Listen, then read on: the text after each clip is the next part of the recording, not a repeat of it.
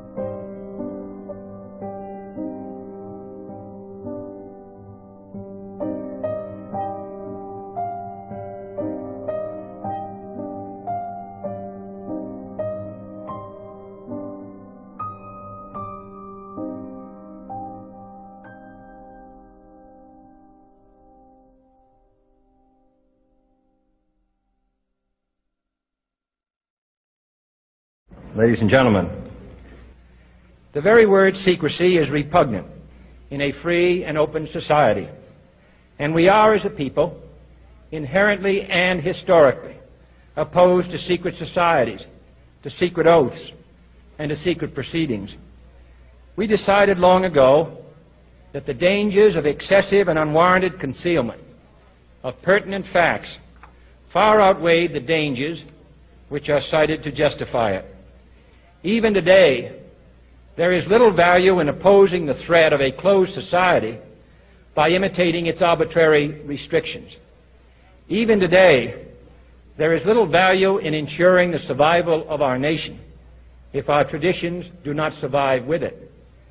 And there is very grave danger that an announced need for increased security will be seized upon by those anxious to expand its meaning to the very limits of official censorship and concealment. That I do not intend to permit to the extent that it's in my control. And no official of my administration, whether his rank is high or low, civilian or military, should interpret my words here tonight as an excuse to censor the news, to stifle dissent, to cover up our mistakes, or to withhold from the press and the public the facts they deserve to know. For we are opposed around the world by a monolithic and ruthless conspiracy that relies primarily on covert means for expanding its sphere of influence, on infiltration instead of invasion, on subversion instead of elections, on intimidation instead of free choice, on guerrillas by night instead of armies by day. It is a system which has conscripted vast human and material resources into the building of a tightly knit, highly efficient machine that combines military, diplomatic, intelligence, economic, scientific, and political operations. Its preparations are concealed, not published. Its mistakes are buried, not headlined. Its dissenters are silenced, not praised. No expenditure is questioned, no rumor is printed, no secret is revealed. No president should fear public scrutiny of his program, for from that scrutiny comes understanding, and from that understanding comes support or opposition, and both are necessary. I am not asking your newspapers to support an administration, but I am asking your help in the tremendous task of informing and alerting the American people.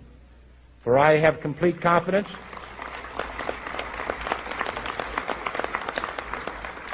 in the response and dedication of our citizens whenever they are fully informed.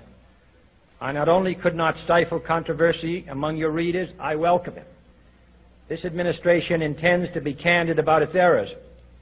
For as a wise man once said, an error doesn't become a mistake until you refuse to correct it. We intend to accept full responsibility for our errors, and we expect you to point them out when we miss them. Without debate, without criticism, no administration and no country can succeed, and no republic can survive. That is why the Athenian lawmaker Solon decreed it a crime for any citizen to shrink from controversy.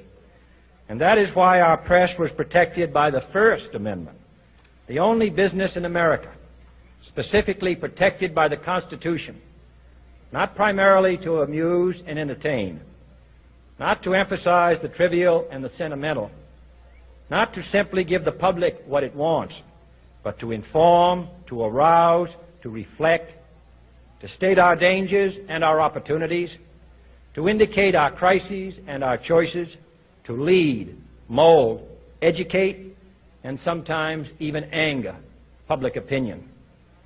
This means greater coverage and analysis of international news, for it is no longer far away and foreign, but close at hand and local. It means greater attention to improved understanding of the news, as well as improved transmission.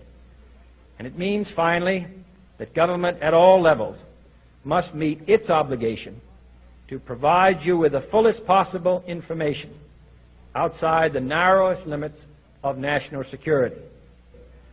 And so it is to the printing press, to the recorder of man's deeds, the keeper of his conscience, the courier of his news, that we look for strength and assistance, confident that with your help, man will be what he was born to be, free and independent. I'm not comfortable with that at all. Who elected these guys to run the planet?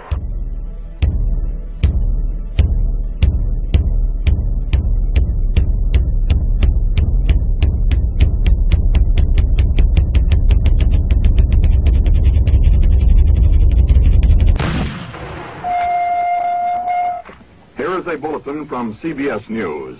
In Dallas, Texas, 3 shots were fired at President Kennedy's motorcade in downtown Dallas. The first reports say that President Kennedy has been seriously wounded by this shooting.